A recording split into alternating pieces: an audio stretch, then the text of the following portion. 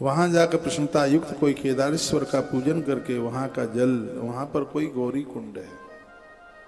श्री कैलाश मानसरोवर में भी गौरी कुंड है। वहां की जब परिक्रमा करते हैं वहां भी गौरी कुंड है। नवरात्रा के समय में पूजा में उस जल को प्रयोग में लिया जाए, बहुत ज्यादा प्रभावशाली है। वहां तो हर व्यक्ति पहुंच नहीं पाता, इतना ठंडा है, और फिर भी किसी को है उपलब्ध हो जाए तो उस जल की महिमा। चाहे कैलाश मानसरोवर के गौरी कुंड का जल हो, चाहे केदारनाथ के गौरी कुंड का जल हो, लिखा है जो इस जल का आचमन करेगा तो कहते हैं पीता पुनर्जन्म न विंदति, उसको धरती पर बार बार मरने के लिए, जन्मने के लिए नहीं आना पड़ेगा, वो भगवान का पार्षद बन के प्रकट। ये देखो टीवी में, ये है ये गौरी कुंड जो अभी हम यात्रा में गए थे, ये वही है, गौरी कुंड है श्री कैलाश मानसरोवर। और ऐसे ही केदारनाथ में है गौरी कुंड। केदारे सस भक्ताये तेप भुक्ता भविमतनाथ कार्य विचारणा, इन यात्राओं को करने वाला व्यक्ति मुक्त हो जाता है। खंडे अश्विन भारते विप्रा नर नारायणेश्वरा केदारेश प्रपूज्येत सर्वजीवई सुभक्त्यता। हे ब्राह्मणों, इस भारत खंड में भारत की पहचान है ये चार धाम बद्रीनाथ, केदारनाथ, गंगोत्री, यमुनोत्री। नरनारायण तथा केदारेश्वर की भक्ति पूर्वक पूजा करनी चाहिए। वे इस भूखंड के स्वामी हैं और विशेष प्रकार की कामनाओं को पूरा कर देते हैं। इसमें किसी भी प्रकार की कोई भी संशय वाली बात नहीं है। ये मैं बात है। एतत् बचा समाख्यातमित पृष्ठा ऋषि सत्तमा श्रुत्वा पापम हरे सर्वम नाथ कार्य विचारणा। कितनी सुंदर बात कही है। केदारनाथ बद्रीनाथ के दर्शन तो बहुत बड़ी बात हो गई है। यदि कोई उनकी कथा भी सुन लेता है तो भी व्यक्ति जीवन मुक्त हो जाता है। तो 12 ज्योतिर्लिंगों में से जो केदारनाथ हैं, तो ये उनकी कथा आप सुन रहे हैं और मुझे विश्वास है कि बिल्कुल आपकी समझ में आ रहा होगा। सावन का महीना, क्षिप्रा माई के किनारे और महादेव की भूमि से सुन रहे हैं। 12 ज्योतिर्लिंग, ये जानबूझ करके इन दिनों में ये मैंने चैप्टर रखा कि ये पूरी सब पुराण की कथा तो नहीं सुन पाएंगे। कौन कौन यहाँ रहेगा एक महीना, किसके पास टाइम है, लेकिन वो 12 ज्योतिर्लिंगों की कथा सुन लेंगे तो उन्हें संपूर्ण से महापुराण की कथा का पुण्य प्राप्त होगा।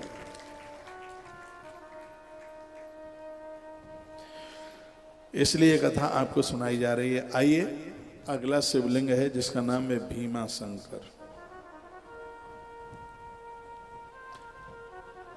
पांडवों ने 2-3 जगह पर अपने वनवास काल में यात्रा करी। एक तो युद्ध जीतने के लिए उन्होंने माता बगलामुखी माँ की पूजा करी, और वो स्थान यही है, मालवा में ही है। और आगर से 30-35 किलोमीटर आगे पड़ता है नलखेड़ा। बहुत सिद्ध पीठ है, यहाँ माई का मंदिर है। मैंने दर्शन तो नहीं किया है, लेकिन माई के बारे में मैंने पढ़ा है। पांडवों ने पूजा करी, माँ ने प्रकट होकर आशीर्वाद दिया था कि युद्ध तुम जीतोगे और ये तुम्हारी भक्ति का परिणाम है कि भगवान श्री कृष्ण तुम्हारे पक्ष में है, ये मां बोली। बहुत अद्भुत सिद्ध पीठ है, पावन। नलखेड़ा वाली मैया का नाम सुना होगा आपने। कल मैं बैजनाथ तक गया प्रभु के दर्शन के लिए, लेकिन यहाँ कथा का टाइम हो रहा था, मन बहुत था, नहीं जा पाया। ये तो तब हो पाएगा जब देव कृपा करे। हो सकता है कहीं भक्ति में कहीं कोई कमी रही होगी, लेकिन मैं भगवान बैजनाथ को बोल के आया हूं कि प्रभु नलखेड़ा वाली मैया का दर्शन करा देना। तो मुझे विश्वास है कि 28 तारीख तक किसी न किसी दिन बगलामुखी मैया नलखेड़ा वाली माई का दर्शन बिल्कुल हो जाएगा। एक तो यहां की यात्रा पांडवों ने करी। एक हिंगलाज जो आजकल पाकिस्तान में है, माता हिंगलाज, वहां का एक रूप कुरुक्षेत्र में उतारा गया और उसकी पूजा रात भर की गई। और एक है भगवान भीमा शंकर, यहाँ धर्मराज युधिष्ठिर गए थे, दुश्मनों को परास्त कर दिया। आपका बेटा फौजी है, सैनिक है, मिलिट्री में है, तो मेरे निवेदन पर भीमा शंकर महादेव की यात्रा कराना, वो दर्शन करने को। वो तो फौजी दुश्मन की छाती चीर देगा। धर्मराज युधिष्ठिर खुद यहाँ पर गए, भगवान का वंदन और पूजन किया कि प्रभु हम तुम्हारे दरबार में आए, हमें कुछ नहीं चाहिए, बस अन्याय और अपराध की छाती चिरे, उसके लिए हमें आपकी महाताकत की आवश्यकता है, आपकी कृपा की जरूरत है। भगवान भीमा शंकर ने इतनी बड़ी कृपा कर दी कि पांडव युद्ध जीत गए। युद्ध जीतने के बाद पांचों भाई फिर गए, मनौती मांगी थी और वहां पर वह नंदी की स्थापना करके आए। पूरी दुनिया में इकलौता ये मंदिर है जहां एक ही जगह पर बराबर में दो नंदी बैठे हैं। एक तो प्राचीन काल वाले हैं और दूसरे पांडवों ने स्थापना करी है। नंदी दान की महिमा है। चाहे तो आप ये जीवित नंदी का दान करें या प्रतिमाएं बनाएं। नंदी की तो महिमा 84 महादेव परिक्रमा में मंदिरों के दर्शन में एक सागर ऐसा भी है जहां नंदी का दान होता है। लोग नांदिया ले जाते हैं, नंदी ले जाते हैं। हाँ? तो नंदी के प्रति तो अपनी बड़ी श्रद्धा रखिए। और मैं अब ऐसे भीमा शंकर महादेव की बात कर रहा हूं जो कि लोगों को दुश्मन से बचाव कर देते हैं। मैं तो जितनी भी बार गया हूं भीमा शंकर भगवान के दर्शन करने के लिए, मैंने तो फौजियों का जीवन मांगा, उनकी जिंदगी मांगी। मैं दिवाली पर बहुत दिए जलाता हूं। मुझसे कोई कसम ले ले कि कभी अपने पैसे रुपया पैसे के लिए हमने आज तक दिवाली पर, जब से शुद्ध संभाली है, कोई दिया जलाया हो। दिवाली पर हर दिया फौजियों के लिए होता है जो मेरे हाथ का जलाया गया। अपना घर द्वार परिवार छोड़ करके और वहां सीमा पर खड़े हुए, उनकी दिवाली वहीं मन रही। उनके नाम का दिया तुलसी वन आश्रम जलाता। भीमा शंकर 2 बार गया हूं और वहां हमने जवानों के लिए महादेव को वंदन पूजन किया। देश सुरक्षित रहे, दूसरे लोगों का कभी अधिकार इसके ऊपर ना जमे, उसके लिए भगवान भीमा शंकर। अपने लिए तो कोई भी जीवन जी ले, जीवन तो वह है जो अपनों के लिए जी ले। अपने लिए तो जी ही लेंगे, अपनों के लिए। एक फौजी ने भले ही दूसरी माँ के उदर से जन्म लिया है, लेकिन वो आपके सगे भाई से ज्यादा है, इसलिए क्योंकि वो तुम्हारी रक्षा के लिए सीमा के ऊपर डटा हुआ था।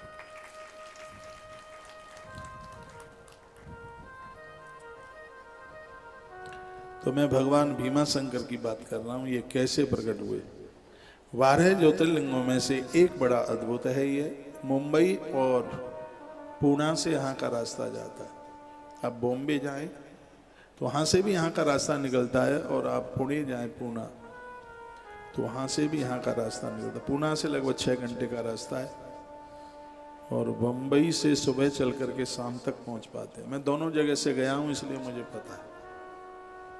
बहुत अद्भुत स्थान, बियाबान बिल्कुल घोर जंगल है। आसपास कहीं कोई धर्मशाला नहीं है, होटल नहीं है। लोग जाते हैं वहीं मंदिर के आसपास, रात निकाल के आते।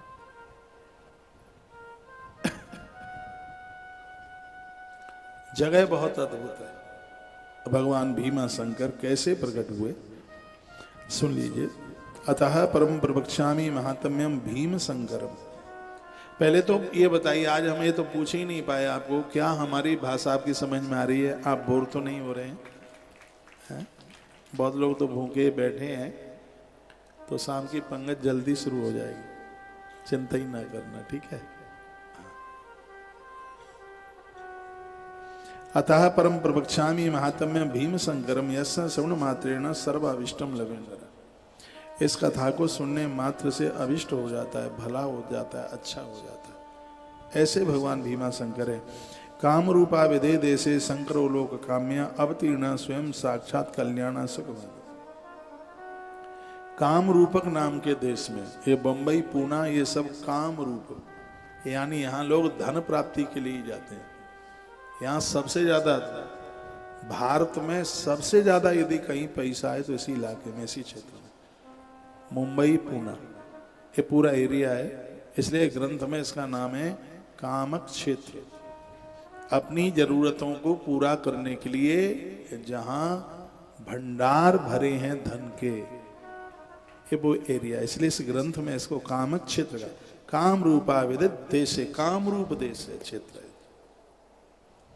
लोग बंबई क्यों जाते हैं? इसलिए जाते हैं, धन कमाने को जाते हैं, नहीं तो वो अपने यहाँ रहेगा, वो क्यों जाएगा? पूना जाएगा, बंबई जाएगा, वो धन के लिए जाएगा, पैसा के लिए जाएगा। मैंने भी एक दिन सोचा था कि गौ माता के लिए पैसा की जरूरत ज्यादा पड़ रही है, क्यों नहीं कुछ दिनों के लिए मैं बम्बई रह लूं, पूना वहां से सोचा, वो मैंने आपको बता दिया। सही में सोचा है, मैं आपको मुस्कुराने के लिए नहीं कर, बहुत लोगों के पास वहां धन है। माता महालक्ष्मी वहां बैठी है, सिद्धि विनायक गणेश वहां बैठे हैं, बहुत अद्भुत स्थान। बाबुलनाथ महादेव बैठे, देश के बहुत बड़े धनपति अंबानी परिवार, ये बाबुलनाथ महादेव का परम भक्त है। उनकी कोठी बिल्डिंग उनके पास में ही है, बाबुलनाथ के बिल्कुल पीछे। कभी आप जाएं तो बाबुलनाथ प्रभु का दर्शन, सिद्धि विनायक महालक्ष्मी। मैं प्रसंग में आपको लेके आ रहा हूं, यदर्थ अवतीर्णो सौ शंकरो लोक शंकरा सड़ु दातस्त कथयामी मुनीश्वर। कामरूप नामक देश में लोक हित की कामना से साक्षात भगवान महादेव भीमाशंकर प्रभु के रूप में प्रकट हुए हैं। आप लोग आदर पूर्वक उसे सुनिए। ऐसा सूजी सोनक सिंह को बोले। वो कहते हैं, भीमो नाम महावीरो राक्षसो भूतपुराध्वजा दुखदा सर्वभूतानाम धर्मध्व शंकर सदा। कहा, पूर्व में एक भीम नाम का एक राक्षस हुआ था और इसको मारने के लिए भगवान से प्रकट हुए थे। वही कथा बताई। कुंभकर्ण समुत्पन्ना कर्कट्याम समावला सयोच पर्वते शोभी मात्रा मासम चकार। इस स्थान पर एक सह्य नाम का पर्वत, यहाँ कुंभकर्ण की पत्नी रहती थी जिसका नाम था करकटी। कुंभकर्ण जो रावण का भाई था, तो उसकी पत्नी थी, राक्षसी थी, और उसका नाम था करकटी।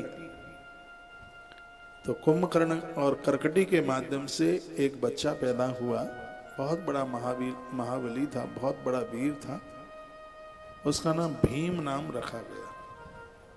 भीम। छोटे से बच्चा बड़ा हुआ, अपने संग सहपाठियों के साथ घूमने लगा, खेलने लगा। एक दिन बच्चों ने इसका अपमान कर दिया, तू तो बिना बाप का है, तेरे बाप का पता नहीं है, तू किसकी संतान है। तो वो आकर के अपनी माँ को पूछने लगा। भीम कहता है, मातर में का पिता कुत्रा कथम बेका किनिस तथा ज्ञात मिच्छाम तत्सर्व इदार्थम तुम बता दो ना। वो कहने लगा, मेरा पिता कौन है, मेरे पिता का नाम बता। लड़के मुझे चिढ़ाते हैं और कहते हैं कि तेरे तो बाप का ही नहीं पता। तब उसकी मां करकटी अपने पुत्र भीम को बताने लगी, कहने लगी, पिता ते कुंभकर्णस्य रावणानुजैव च रामेण मारतः सोयम भ्राता सह मावला। कहा, बेटा तुम्हारे पिताजी का नाम कुंभकर्ण, जो दशानन रावण के वो छोटे भाई थे। एक दिन वो यात्रा के लिए निकले तो मेरे सौंदर्य के ऊपर मुग्ध होते हुए उन्होंने अब मुझे अपना पत्नी बनाया, और बेटा उनके माध्यम से मैंने तुम्हें जन्म दिया। तो भीम ने कहा कि मेरे पिताजी कहाँ हैं? तो वो कहने लगी कि तुम्हारे जो ताऊ हैं वो बहुत ज्यादा बलवान, उन्होंने उनकी ग्रहणी का हरण कर लिया। तो बंदर भालुओं की सहायता से उन्होंने तुम्हारे ताऊ को जीता और तुम्हारे पिता और ताऊ पूरा खानदान को मौत के घाट उतार दिया। भीम ने कहा कि बंदर युद्ध जीत लें, ऐसा कैसे हो सकता है? उसके शब्द थे। तो राक्षसी कहने लगी, वो बंदर नहीं, स्वयं देवता ही बंदर रूप में प्रभु राम का सहयोग करने के लिए वो धरती पर चल के आए। ये बात कही। हाँ, बंदर क्या जीते, स्वयं देवता। और सही है, ब्रह्मा जी जामवंत बन कर गया, अग्निदेव नलनील बन कर गया। वहां जितने भी वो बंदर थे वो साधारण नहीं थे। स्वयं हनुमान, नारायण और महादेव दोनों मिलकर के हनुमान बन करके धरती पर प्रकट हुए। तो उस बच्चे की आंख में आंसू आ गए। कहा, देवताओं ने ऐसा किया, पितरऊ में मृदौ चातर श्रीनाम भस्म, मैं इनको मार डालूंगा मां, मैं इनको जिंदा नहीं छोड़ूंगा, और मुझे दे आशीर्वाद, इस घर में तब लौटूंगा जब तप करके शक्ति प्राप्त करूंगा और इन देवताओं की नाक में नकेल डालूंगा जिसने मेरे खानदान को मारा, इनको मैं नहीं छोड़ूंगा। और उस बच्चे को ऐसी बात लग गई। और वह बालक वहां से चला गया, मां का आशीर्वाद लेकर के गया भीम। और इसने बहुत बड़ा तप किया, इतना तप किया कि कपाल फट के आग निकलने लगी इसमें से। सब दुनिया जल रही थी, परेशान हो रही थी। देवता लोग ब्रह्मा जी के पास पहुंचे, स्तुति करी और कहा कैसे भी इस महासंकट से हमें तारिए, सब कुछ खत्म हो जाएगा। एक राक्षस तप कर रहा है और उसके तप के मारे लगता है कि सब खत्म हो जाए। तप की बड़ी महिमा। तप का अर्थ जानते हैं आप क्या है? तप में दो शब्द हैं, एक है ता और एक है पा। आप माला जपते हैं कि आप उपवास करते हैं, भजन करते हैं, सब तप में ही तो आता है। और आज एक कोरे कागज पर तप की परिभाषा लिख लीजिए जो आपके काम आएगी। तप क्या है? वो व्रत में आप अन्न क्यों छोड़ते हैं? इतनी बढ़िया बढ़िया खाने वाली चीजें क्यों छोड़ देते हैं? इसलिए क्योंकि तप की परिभाषा में ही ये है, त माने त्यागना और पा माने प्राप्त कर लेना। दुनिया की चीजें जो आपको ज्यादा प्रिय लगती हैं उसको आप त्याग दोगे, छोड़ दोगे तो आगे का बहुत कुछ प्राप्त कर लोगे। प्राप्त करने के लिए त्यागना होता ही। पैसा कमाने के लिए घर के बाहर जाना पड़ता है, ऑक्सीजन प्राप्त करने के लिए कार्बन डाइऑक्साइड छोड़ी जाती है, छत पर चढ़ने के लिए जीना छोड़ना पड़ता है, पति का घर पाने के लिए पिताजी का घर छोड़ना पड़ता है। बिना छोड़े तो कुछ मिलता ही कहाँ है।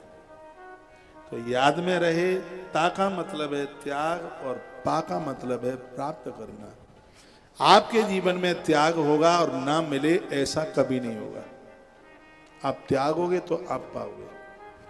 ये धरती पर उनको ही मिला है जिन्होंने त्याग, चाहे मान हो, चाहे रुपया हो, सम्मान मिलो, कुछ भी हो, त्याग में ही प्राप्ति है। ये वृक्ष ऐसे ही थोड़ी ही बन गया है। ये वृक्ष बना है तो बीज ने अपना जीवन खोया है। ये बच्चे ऐसे ही थोड़े ही मिल गए हैं आपको। एक बच्चे को, बेटे को प्राप्त करने के लिए आपने रूप खोया है। बच्चों के जन्म से पहले नारी में भारी सौंदर्य होता है। कहते हैं कि चंद्रमा फीका हो जाता है उसकी सौंदर्यता के सामने। आप विवाह के पहले की तस्वीरें अपनी देखना, लेकिन संतान प्राप्ति के लिए नारी अपना रूप खो देती है। संतान प्राप्ति के लिए अपना पूरा रूप खो देती है। ना खोए तो उसे औलाद कैसे मिले? वृक्ष बड़ा होता है तो बीज अपना सर्वस्व मिटा देता है। नदियां बहती हैं, उसने हिमालय को छोड़ा है। ऐसा नहीं है कि बिना खोए कुछ प्राप्त हुआ है। पूज्य स्वामी विवेकानंद जी महाराज को पूरा देश दुनिया मिली, उन्होंने अपना परिवार खोया, सब कुछ छोड़ छाड़ करके चले आए। हनुमान जी को राम ऐसे नहीं मिल गए, उनको भी अपना सब कुछ। सीधी सी बात है कि पाने के लिए खोना पड़ेगा, और जिसने खो करके पाया है यही अपने आप में तप है। खो के तो तप है, और तप तो हमेशा टिकाऊ होता है। नारायण सृजन करते हैं, शंकर उद्धार करते हैं, ब्रह्मा निर्माण करते हैं, तो इसमें तप है। देखना वो एक चौपाई है रामायण के बालकांड की। पंडित जी, तपबल संभो करई संहारा,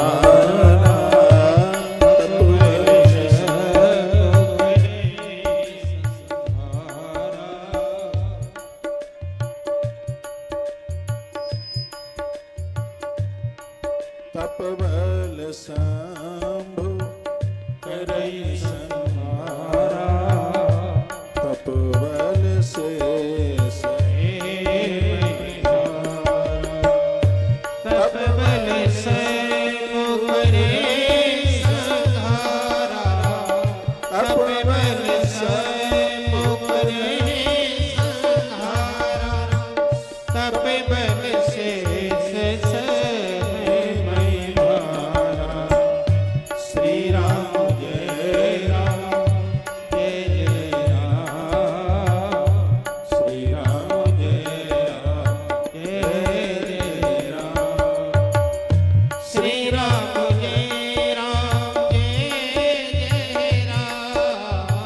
श्री राम जय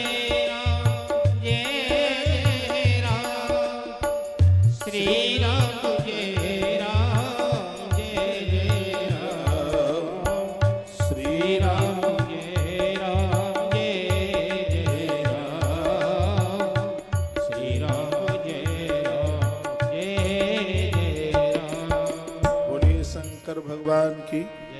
अभी आप जो व्रत करते हैं तो आपको लगता है कि कमजोर हो गए, दुर्बल हो गए हैं। भूखे रहने से आप कमजोर नहीं। पहले लोगों की उम्र बहुत ज्यादा होती थी क्योंकि अन्न कम खाते। सतयुग में अन्न था ही नहीं था। अन्न को ग्रंथ में अमृत माना गया, और ये अमृत सिर्फ चखने के खाने के लिए नहीं है, बांटने के लिए। अपने भाग का जो अन्न उपवास में बचता है उसके भागीदार दूसरे लोग बनते हैं। यही अनंत गुना होकर के अग्रसर जन्म में आपको प्राप्त होता है। आपको लाल बहादुर शास्त्री जी ने आंख में आंसू भर के, उस समय रेडियो चलते थे, ये कहा था कि देश में अन्न की कमी है, एक दिन हमें दे दो, सोमवार का व्रत कर लो। मुसलमानों ने भी व्रत किया और इतना अन्न बच गया कि भारत की पूर्ति हो गई। जरूरतमंद दूसरे लोगों को भी भारत अन्न भेजने लगा एक दिन के उपवास से। ये पूरा का पूरा देश एक दिन का उपवास करे, इस देश में कोई भूखा ही नहीं रहेगा, अन्न की इतनी पूर्ति हो जाएगी। ये जीव मरने से बच जाएंगे। हाँ, भूखा आदमी तो क्या कर सकता है, वो जीव जंतुओं को खाएगा। मेरे निवेदन पर आप करके देख लीजिए, उपवास में शक्ति न होती तो माता भवानी पार्वती 3000 वर्ष तक तब न करती, व्रत न रखती होती। भगवान नारायण ने बद्रीनाथ में, भगवान शिव ने केदारनाथ में। मैं ऐसे कितने और मैं आपको नाम बताऊं, अन्न छोड़ने की इतनी बड़ी महिमा। जीवन तो लंबा होगा, बड़ा जीवन होगा और आप स्वस्थ होंगे। कहते हैं कि व्रत करने से शरीर में ऐसे तंतुओं का, जंतुओं का जन्म होता है जो रोगों से लड़ने की क्षमता बरकरार रखते हैं। ये व्रत करने के लिए, व्रत करने से कोई ऐसा नहीं है कि शरीर में कमजोरी आ जाए। ज्यादा खाओगे शरीर डोल डाल हो जाएगा, चर्बी बढ़ जाएगी। ज्यादा खा लोगे तो प्राइवेट मैदान लोटा लेके ज्यादा चले जाओगे, और क्या, बोरा भर सुबह खाली कर, और क्या। गाड़ी आप चलाते हैं, गाड़ी में भी जरूरत से ज्यादा ऑयल डाल दें तो ड्राइवर गेज नापता है, नीचे कितना, ऊपर कितना होना चाहिए। यदि ऑयल ज्यादा डाल दिया तो इंजन बैठेगा। और आप जरूरत से ज्यादा खाएंगे तो खड़े नहीं रहोगे, बैठ जाओगे। आप खा रहे हैं बड़ी बात नहीं है, कितना खा रहे हैं बड़ी बात है। कभी महीने में ऐसे भी दिन निकालिए जैसे एक भुक्त व्रतम, एक ही बार खाइए। वो तो बहुत जी लेगा जो एक बार खाएगा। जैन धर्म के ग्रंथों में लिखा है उसकी आयु बढ़ेगी जो सूर्यास्त के बाद अन्न नहीं खाएगा। उसको तो एक व्रत मान लिया गया बहुत बड़ा। सूर्यास्त, क्योंकि सूर्य के सानिध्य में ही तो भोजन पचता है। सूर्य अस्त हो, भोजन नहीं। हमारे यहाँ घोड़े रह रहे हैं गौशाला में, उन्हें चोकर चना जो भी कुछ डालिए, सूर्य अस्त हो वो नहीं खाते, खाते नहीं। पशु पक्षियों के भी जीवन में नियम है, लेकिन आदमी के जीवन में नियम। इसको तो रात को 2 बजे भी रसगुल्ला ले आओ, भले ही डायबिटीज बढ़ी है, जीव इतनी चटोरी चटकाएगा ही, कहेगा कौन से महाराज का चूरण 2 फंकी ज्यादा लगा लूंगा, लेकिन रसगुल्ला तो खाना ही। जीव पर कंट्रोल पावर रखिए, और ये नियम ले लो कि हमें हफ्ते में या 15 दिन में एक व्रत करना ही है। एकादशी करो, सोमवार करो, मंगलवार करो, जो भी करो। लेकिन ऐसा व्रत नहीं चाहिए कि आटा खाओ 20 रुपए का और कूटू खा जाओ 125 रुपए का। हाँ, पूरे दिन चरी रहे, पूरे दिन खाई रहे, फिर तो वो व्रत भी महंगा हो जाएगा। हाँ, सैलरी आदमी की कम है और आप एक महीने में 4-5 व्रत करते हैं, और हर व्रत में मलाई चाहिए, रबड़ी चाहिए। हाँ, तो फिर तो वहां दिक्कत होगी ना। व्रत तो पानी पी के हो जाए, पतुआ खा के हो जाए। पतुआ मीन्स पत्ते खा के हो जाए। व्रत की तो महिमा वही जिसमें डकार ना आए।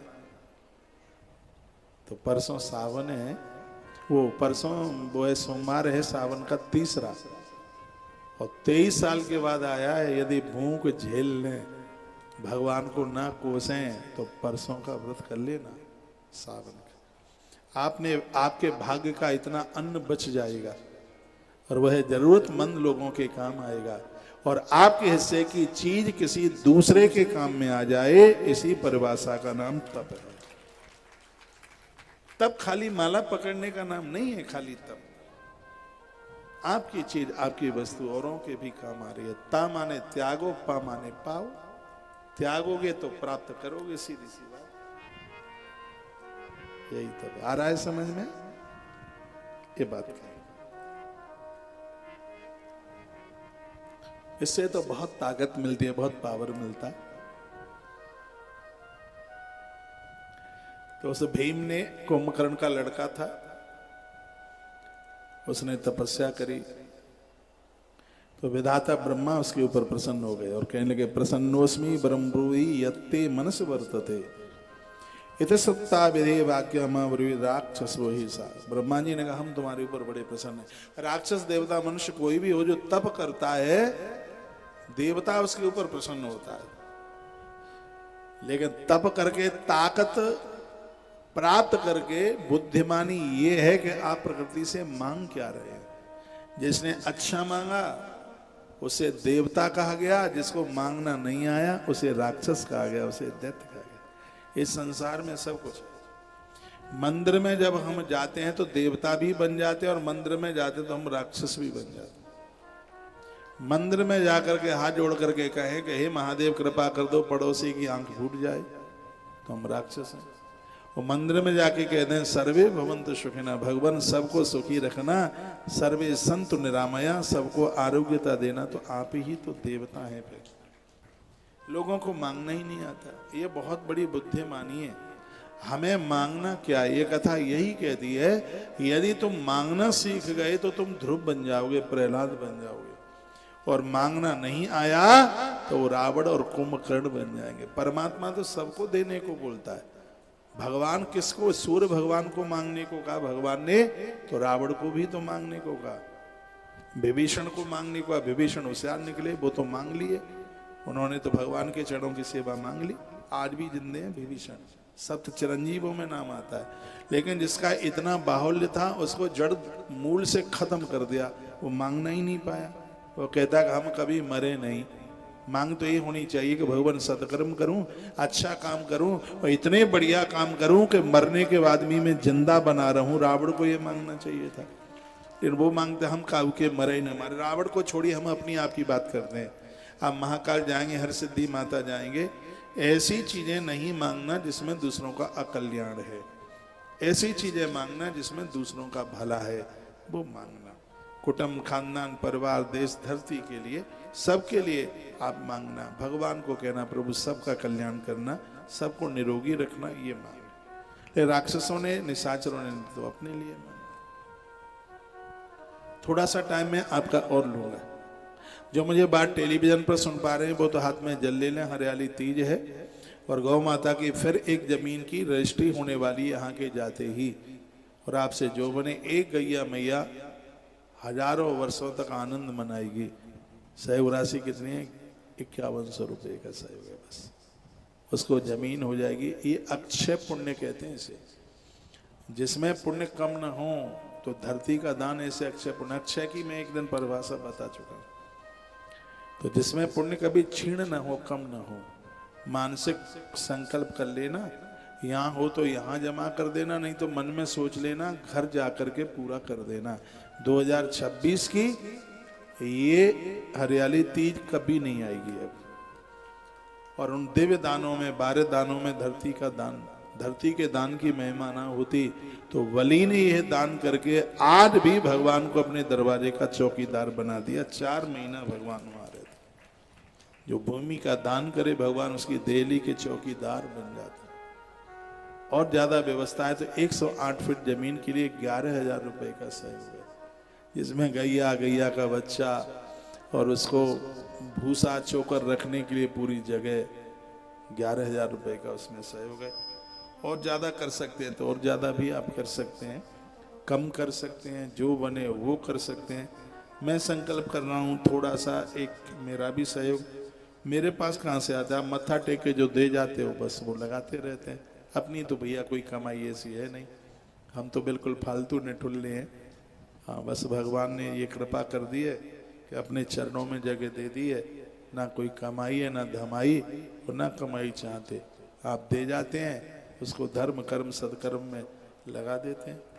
कल एक बच्चा आया, कहा महाराज जी 30,000 रुपया की जरूरत है। मैंने कहा ये 2, 4, 5, 7 दिन में आया, ये तू ले जा। रखे तो इस काम के लिए, पर हमारा तो ये आगे चल, तेरा काम चल जाए। उसको उठा करके उसे दे दिए। आइए हम संकल्प कर लेते हैं। जो मुझे बाहर सुन पा रहे हैं, भले ही 1 गज जमीन का दान करना, वो मन में आप सोच लेना। और ऐसी धरती से जहां अमृत की बूंदें गिरी है, ऐसी जगह से हम संकल्प कर रहे हैं। 3 बार बोल लीजिए तो आपका संकल्प मान्य होगा। जो बने सो श्री विष्णु श्री विष्णु श्री विष्णु श्रीमद्भगवतो महापुराण पुरुषस्य विष्णु राज्ञा प्रतमानस्य अद्य श्री ब्राह्मणी द्वितीय अपराधे श्री श्वेत 12 कल्पे वैवस्वत मनवंतरे अष्टादशमे कलियुगे कलि प्रथम चरणे जम्बू द्वीपे भरतखंडे भारत वर्षे आर्यावर्त एक देशांतर्गते मध्य प्रदेशे और उज्जैन जनपदे क्षिप्रामा तटे श्री पंचायती अखाड़ा नाम सो परिसरे अमुकानी सूर्य दक्षिणायने महामंगल्य पद्मासनम सोमासे श्रावण मासे शुक्ल पक्षे तृतीयायाम हरि याली तृतीयायाम शुभ तिथौ। अपना नाम, अपना गोत्र, अपने पूर्वज पुरखों का नाम याद कर लेना। भूमि का दान, जमीन का दान बहुत बड़ा दान है। श्रुति स्मृति पुराणोक्त फल प्राप्तिर्दम से पुराण की कथा का फल हमें मिले, भगवान इस पूजा पाठ का फल हमें मिले, और मेरे पूर्वजों को, मेरे पुरखों को और आने वाली मेरी संतान को इस भूमि दान का फल प्राप्त हो, ऐसा सोच करके हम इतने धन का संकल्प करते हैं। मन में सोच लो, विचार कर लो, ऐसा विचार करके और ये हम संकल्प भगवान के लिए समर्पित करे देते हैं। तो धरती का दान 12 दानों में से अक्षय दान है। आप मेरी व्यासपीठ के लिए ताली बजाइए, क्योंकि आपका धन धर्म में लगा दिया। जो बने 1 बने, 1000 बने, लाख बने, जो आप करेंगे देंगे वो लग जाएगा। और यहाँ संस्थान की ये बड़ी महिमा है कि जिसने जिस कार्य के लिए दिया वो उस कार्य में लगा दिया। जाजू जी, आपने कल मुझे पूछा था कि महाराज जी 11,111 रुपया हमने 3 वर्ष के भंडारे के लिए दिया था, वो 3 साल कब होगा? मैंने पता कर लिया, नवंबर 2027 में होगा। जब ये 2000 आपने नवंबर 24 में जमा किया है, तो 24 और 3 27, या आप जो करते हैं रजिस्टर बनते हैं, लिखा जाता है। और मैं तो कहता हूँ कि एकादशी का जो उद्यापन नहीं कर पा रहे, या जिनके पुरखे करके चले गए उद्यापन नहीं हो पाया, तो 1 साल की सहयोग 4711 रुपया, इतना अद्भुत भंडारा होता है, इतनी भीड़ होती है, आनंद होता है। और 3 साल यदि तुमने कर लिया तो उद्यापन के बराबर हो जाता है। 11,111 रुपये का सहयोग है। आश्रम में इतनी अद्भुत, जब मैंने नारद पुराण में ये सब चीज़ें पढ़ी तो आनंद हुआ, तब से ही शुरू कर दिया। तो कुछ लोगों का 3 साल का भी यहाँ डेट वगैरह सब लिखा जाता है। जाजू जी ने कल हमें रात्रि को बोला, महाराज जी 1 सहयोग राशि हमने जमा की है 3 वर्ष के लिए, लेकिन डेट का नहीं पता। तो मैंने पता लगाया आश्रम ऑफिस में, तो आप कार्तिक के समय में आश्रम में गए थे, हाँ, गोपालाष्टमी के समय पर, तब आपका ये सहयोग जमा हुआ है 3 वर्ष के लिए। ये द्वादशी दोनों पूर्णिमा और अमावस्या, इसलिए इसको द्वादशी भंडारे के नाम से इसको जाना जाता है। इसमें आप लोग जुड़ सकते हैं। आपका नवंबर 2027 में ये पूरा हो जाएगा। एक बार जयकारा लगाइए भगवान के नाम का। बोलिए बांके बिहारी लाल की जय हो, श्री हनुमान जी महाराज की जय हो, आज के आनंद की जय हो, जय जय श्री राधे श्याम। तो ब्रह्मा जी ने कहा, प्रसन्नोस्मि परम ब्रूहि यत्ते मनस वर्तते इति श्रुता विधेर वाक्य मां ब्रवीद राक्षसो ही सहा। कहा ब्रह्मा जी ने, हम प्रसन्न हैं, वरदान मांग लो, क्या तुम्हें चाहिए? तो अभी अभी मैंने बोला था कि मांगना आ जाए तो देवता, और ना मांगना आए तो राक्षस ने साझा। इसने क्या कहा, यदि प्रसन्नो देवी सा। देखो भगवान बिल्कुल देने को तैयार है, बस मांगने की योग्यता आ जाए। एक बार शंकर जी और माता जगदम्बा दोनों निकले। उन्होंने 3 लोगों को भूख से गिड़गिड़ाते हुए, रोते हुए देखा। मां थी, उसका पति और उसका बेटा। तो मैया ने कहा, ये तीनों बहुत ज्यादा दुखी हैं, आप इनको कुछ दे दो। तो शंकर जी ने कहा, मैं तो सब देता हूं, पर इन लोगों को मांगना ही नहीं आता, करूं तो करूं क्या? महादेवी मैया ने कहा, मेरे सामने दो।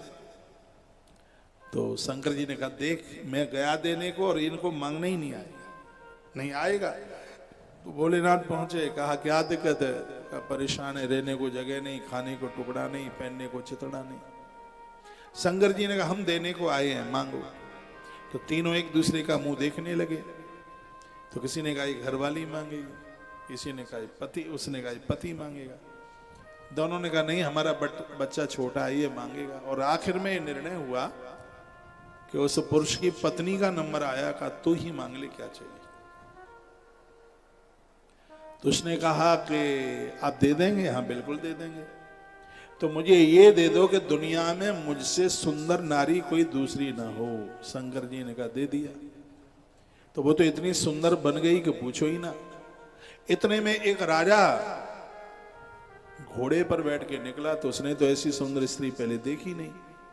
तो उसने उसको उठाया और अश्व पर घोड़े पर बिठाया, लेके चला गया। बन गई महारानी और बगल में बिठा ली सिंहासन। हाल ही तत्पश्चात पुरुष का नंबर आया। अब तू मांग, तेरी घरवाली ने तो मांगा और चली गई, अब तू मांग ले, तुझे क्या चाहिए? तो कहता है यदि आप दे सकें तो मुझे ये दे दो कि गरीबी में मेरे साथ, और सुंदर इतनी बन गई कि राजा के संग चली गई, अब तो ये जहां पहुंची हो वहीं सुवरिया बन जाए, सुकरी। शंकर जी ने कहा दिया। जैसे कहा कि दिया, तो राजा के बगल में वो रानी की जगह पर वो तो सुकरी बन गई। राजा ने एक लात मारी, सो सुवरिया नीचे गिरी। तत्पश्चात बेटे का नंबर आया। कहा बेटा तू मांग, क्या चाहिए? तो वो तो रोने लगा। कहा हमारी मैया जैसे थी मां वैसी ही बन जाए। तो सुकरी में से फिर स्त्री बनी। भोलेनाथ ने कहा वरदान तीनों को दिया, लेकिन वहीं के वहीं खड़े हैं, एक को भी मांगना नहीं आया। भगवान दे रहे हैं लेकिन मांगना नहीं आ रहा, कंकड़ पत्थर मांग।